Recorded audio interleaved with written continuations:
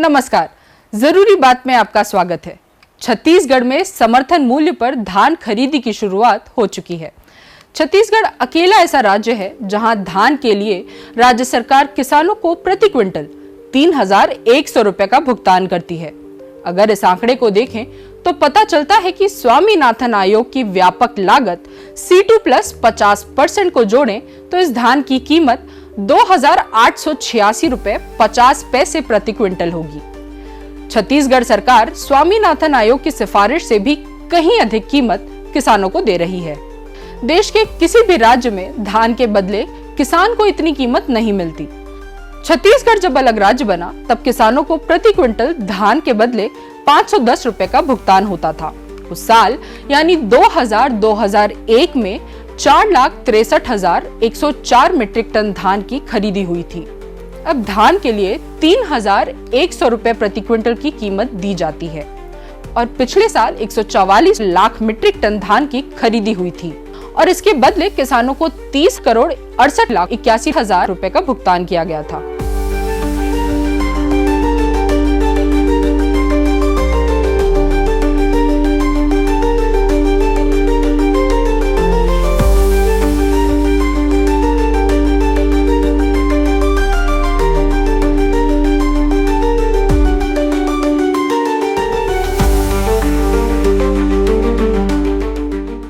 इस साल 160 lakh metric ton धान खरीदी का लक्ष्य रखा गया है। किसानों को दी जाने वाली रकम कई हजार करोड़ रुपए और बढ़ जाएगी। लेकिन ठहरिए, सफलता की इन कहानियों से परे का एक आंकड़ा ये भी है कि छत्तीसगढ़ में किसानों से खरीदा गया अरबों रुपए का धान सरकारी खरीदी केंद्रों में ही सड़ने के लिए छोड़ दिया जाता है। जनता के टैक्स के पैसे से खरीदा गया धान खुले आसमान में पड़ा रहता है और सड़ता रहता है। ये सिलसिला कई सालों से जारी है। धान खरीदी के पूर्व मार्कफेड, एपेक्स बैंक और समिति के बीच एग्रीमेंट होता है। इसमें धान का उठाव खरीदी के 72 घंटे के अंदर करने का प्रावधान होता है, लेकिन ये सारे एग्रीमेंट कागजों में ही पड़े रहते हैं। इस साल ये मामला छत्तीसगढ़ हाई कोर्ट भी पहुंचा था। प्रदेश के कई सहकारी समितियों ने धान का समय पर उठाव नहीं होने को लेकर हाई कोर्ट में याचिकाएं दायर की थी। इसमें मार्कफेड पर लापरवाही के आरोप लगाते हुए समितियों ने करोड़ों रुपए धान खराब होने की आशंका जताई थी। इसके बाद राज्य सरकार ने नवंबर 2023 से खरीदे गए धान को 72 घंटे तो छोड़िए 100 दिन से भी अधिक दिनों के बाद 28 फरवरी 2024 की तारीख तय की थी कि किसी भी हालत में धान उठा लिया जाए, लेकिन धान नहीं उठाया गया। इधर हाईकोर्ट में सहकारी समितियों की याचिका पर सुनवाई करते हुए 22 मार्च 2024 को जस्टिस राकेश मोहन पांडे की पीठ ने अपने फैसले में सरकार को निर्देश दिया कि जितनी जल्दी हो सके और यथासंभव 30 दिनों के भीतर प्रदेश की समितियों में पड़े धान का उठाव हर हाल में किया जाए। लेकिन इस छत्तीसगढ़ में हाईकोर्ट का ये आदेश भी धरा रह गया। हाईकोर्ट के आदेश पर अमल का हाल ये रहा कि राज्य के खाद्य मंत्री दयालदास बघेल के गृह जिले बेमेतरा में भी खरीदे हुए पूरे धान का उठाव नहीं हो पाया।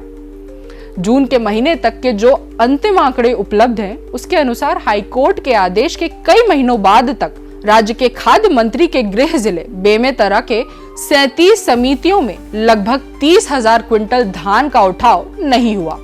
बारिश के कारण खरीदी केंद्रों में पड़े हुए धान में अंकुरण आ गया। कई समितियों में तो अंकुरित धान ने पौधे का रूप ले लिया। छत्तीसगढ़ विधानसभा में नेता प्रतिपक्ष डॉक्टर चरणदास महंत ने राज्य में इस साल 1,000 करोड़ रुपए से अधिक के धान खराब होने का दावा किया है। महंत के अनुसार 2 सितंबर 2024 तक लगभग 26 लाख क्विंटल धान की मिलिंग नहीं हो सकी थी। इसमें से 4 लाख क्विंटल धान खरीदी केंद्रों पर, लगभग 22 लाख क्विंटल वितरण संघ के केंद्रों पर जमा था। सरकार की ओर से भाजपा नेताओं ने जवाब दिया कि कांग्रेस के कार्यकाल में कितना धान सड़ा, उसका ध्यान क्यों नहीं आया। असल में राजनीति में सवाल पूछे जाने पर तब कहां थे कहकर भाग लेने की बेशरम परंपरा पुरानी है। खरीदी केंद्रों में हर साल अरबों रुपए का धान सड़ने के लिए छोड़ने का सिलसिला जारी है।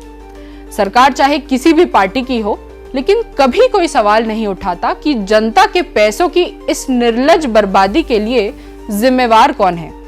धान खरीदी के विज्ञापनों में अरबों रुपए खर्च कर देने वाली सरकारें कभी ये नहीं सोचती कि जब हर साल धान खरीदना ही है तो धान को सुरक्षित रखने के लिए स्थायी गोदाम का निर्माण क्यों नहीं किया जा सकता। राज्य निर्माण के बाद से सरकार हर साल महज 125 गोदाम का निर्माण करती जाती तो आज की तारीख में राज्य के सभी 2739 धान उपार्जन केंद्रों के पास अपना गोदाम होता। जरूरी बात में फिर होगी बात। नमस्कार।